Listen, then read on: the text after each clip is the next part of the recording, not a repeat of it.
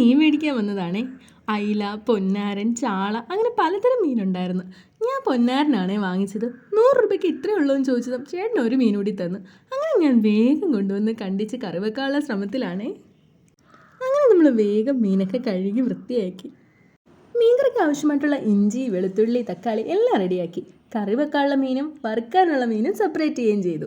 മീൻചട്ടി എടുത്ത് അടുപ്പിലോട്ട് വെച്ച് കുറച്ച് വെളിച്ചെണ്ണ ഒഴിച്ച് അതിലേക്ക് കുറച്ച് കടുക്, കുറച്ച് കറിവേപ്പില, അതൊന്ന് മൂത്ത് വരുമ്പോഴേക്കും അതിലേക്ക് നമുക്ക് കുറച്ച് വെളുത്തുള്ളി, പിന്നെ നമ്മൾ നേരത്തെ അരിഞ്ഞു വെച്ച ഇഞ്ചി, ഇതെല്ലാം ഇട്ട് നന്നായിട്ടൊന്ന് മൂപ്പിക്കാം.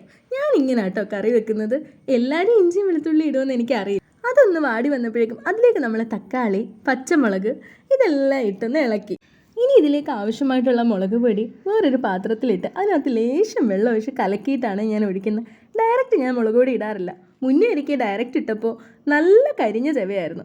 അതിനുശേഷം നമ്മൾ ലേശം ഉപ്പും മഞ്ഞൾപ്പൊടി, ഉലുവാപ്പൊടി, കറിവേപ്പില ഇതെല്ലാം ഇട്ട് വേഗം അടച്ചു വെച്ച് കറി തിളച്ച് വന്നപ്പം ഇങ്ങനെ കേട്ടോ.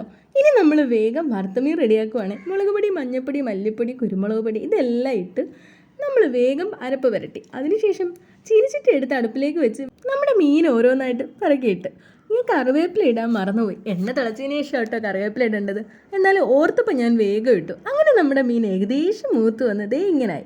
ഇനി നമുക്ക് വേഗം ചോറ് കഴിക്കാം. ഇന്ന് നമ്മുടെ ചോറിൻ്റെ കൂടെ മീൻ കറി, മീൻ വറുത്തത്, ക്യാബേജ് തോരൻ ഇത്രയാണേ ഉള്ളത്.